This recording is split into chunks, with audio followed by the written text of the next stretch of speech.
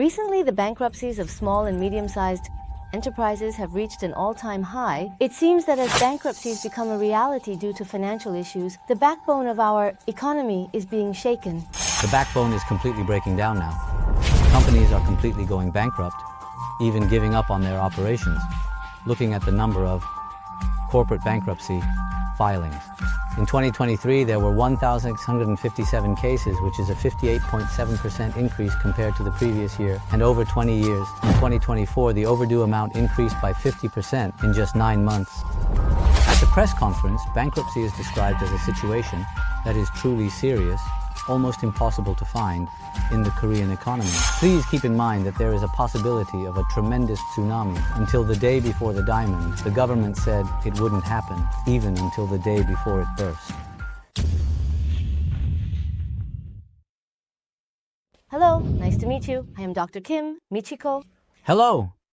As you all can feel, my throat is not in very good condition right now. There are so many YouTube videos and various lectures that my throat has completely gone bad. You will feel much calmer. However, despite that, I will do my best to discuss today's topic while practicing deep breathing and engaging my core. The topic we are going to discuss is not exactly a pleasant one, so you might be wondering if the representative is feeling down, but since my throat is not in good condition, we will proceed calmly today. Recently, small business bankruptcies have reached an all-time high. It seems that as domino bankruptcies become a reality, the backbone of our economy is being shaken. Such expressions are emerging. So today, I would like to discuss the topic of the crisis facing small businesses. Usually when we talk about small businesses, we say they are the backbone of the Korean economy. But the backbone is completely breaking down right now. What happens when a person's backbone is damaged? It can't be good. It would be a big problem. Those who have experienced back problems may know, but when your back is not good, everyday life becomes very uncomfortable. Walking is uncomfortable. Getting up from bed is uncomfortable. Everything is uncomfortable.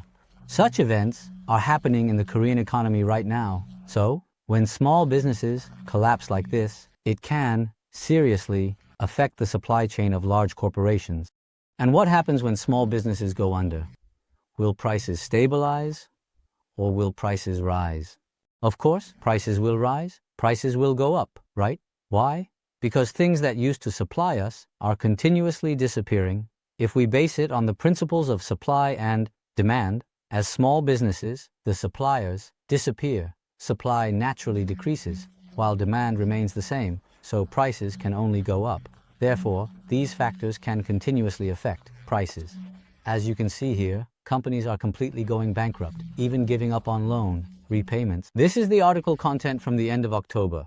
When we are filming the broadcast today, it's today's article. The 4 major banks, so KB, Shinhan, Hana, and Woori, as you can see here, at the end of December 2023. So what was the amount of overdue loans for small businesses from the 4 major banks at the end of last year? It was about 1.65 trillion won, 1.65 trillion, but how much is it now after 9 months? After 9 months, it has become 2.44 trillion won, so what percentage increase is that? It's almost a 50% increase. So everyone, this means that the overdue amount has increased by 50% in just 9 months. This is really serious. In terms of amount, it has surged by 800 billion won. But the cause of this is the economic slowdown and sluggish domestic market. I truly believe that the Korean economy is heading into the most dangerous phase since the IMF crisis due to this situation and the rebound in the real estate market in 2023 and 2024 it was because of the government's special measures policy. In fact, without this, such a rebound would not have been possible. Honestly, everyone, I have very frightening thoughts. How are we going to overcome this in 2025? I really have a lot of these thoughts now. The real problem is that banks are actively writing off or selling off bad debts. Bad debts are piling up to a certain extent. So, when the bad debt ratio increases, it looks really bad on the surface. Therefore, they sell these bonds to other places. So, by selling off the accumulated bad debts, it creates the effect of reducing the bad debts according to the original level of bad debts. Despite these efforts, they were unable to prevent the delinquency rate from rising, even after doing this. So, you all need to understand how serious this situation is right now. Has the delinquent amount increased by 50% in just 1 year? It's not even a year. It's been 9 months. 9 months. This is truly very serious. What is the current outstanding loan amount for small and medium-sized enterprises? It exceeds 1 quadrillion. It's really incredible. As you can see here, the number of marginal companies accounts for about 17.4% of small and medium-sized enterprises. We have also covered broadcasts about marginal companies. This indicates that the number of marginal companies is increasing. Their financial condition is not good. Marginal companies are unable to earn enough to even pay their interest. They can't even pay bank interest. To put it in human terms, let's say I earn 5 million won a month. I earn 5 million won, but the interest exceeds 5 million won. The interest is 5.5 million won, or 6 million won. Then, I wouldn't be able to bear the interest costs, right? This is the situation right now. Of course, they will spend some money here. They manage to cover the bank interest with what's left after spending. But what does this mean? The fact that such companies are unable to pay interest accounts for 17.4%. Moreover, looking at the trend of increasing delinquency rates, the situation for marginal companies is worsening. So, if you look here at the number of corporate bankruptcy filings, in 2023 there were 1,657 cases, a 58.7% increase from 2022. However, in just 9 months of 2024, the amount of delinquency has increased by 50%. This indicates that the situation in 2023 was very serious, but 2024 is even more critical. It is said that bankruptcies of SMEs are at an all-time high. Bankruptcies will keep rising. Ah yes, to some extent this is the court statistics from the Supreme Court. The data appears in the monthly report, and as of September, the number of corporate bankruptcy filings received is 1,444. So, this is the situation. If you look at 2023, bankruptcies have been gradually increasing, with a slight decrease in 2020 and 2021, but a significant rise in 2023. This has increased significantly. However, as of September 2024, there are 1,244 cases, and if we roughly calculate until December, it will be around 2,000 cases. This means it will increase further. Yes, it will increase. So, I have marked this separately, but the number of corporate bankruptcies in 2024 will be nearly 2,000. This is the highest ever. Almost 170 to 180 companies are going bankrupt every month. They endure and endure until they completely go bankrupt.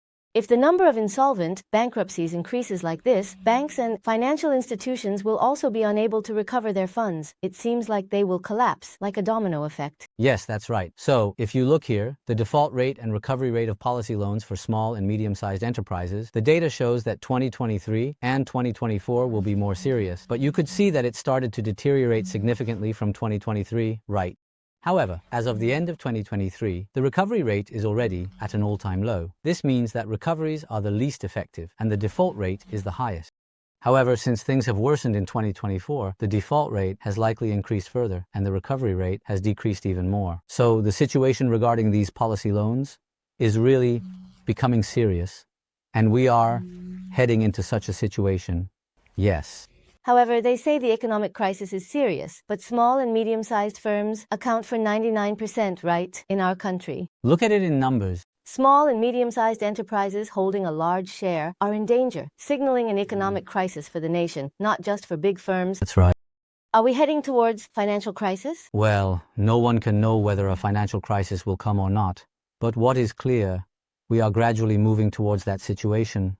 We are taking one step at a time right now. We are moving one step at a time, and whether this will explode or not will be seen next year. If it does explode, I currently think it will be around 2025. Because for now, the US is all in on stock support until the presidential election. Fortunately, the US stock market is doing okay. So, due to the halo effect and such, it's not the worst situation yet. But if US stock prices decline, the Korean stock market is already in a serious state. Foreign investors are continuously selling Korean stocks right now. The charts already look very bad. But if there are changes in US stocks after the election, and if US stocks decline, then I think this is a very dangerous signal, especially since you should pay attention to the exchange rate. So, if the exchange rate exceeds 1,401, So I think if such events happen before the first quarter of next year, around March 2025, it will likely explode then. If US stock prices peak and show signs of a major decline, and the exchange rate rises above 1,401, then what will happen?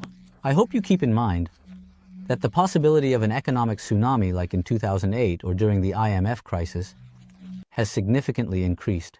And if Trump becomes president now, I think there will be far more negative impacts on the Korean economy than positive ones. So you all are heading into a serious situation, and there are only a few months left to know whether this will turn into a huge crisis or not. I believe there is a very high probability that a decision will be made by March of next year.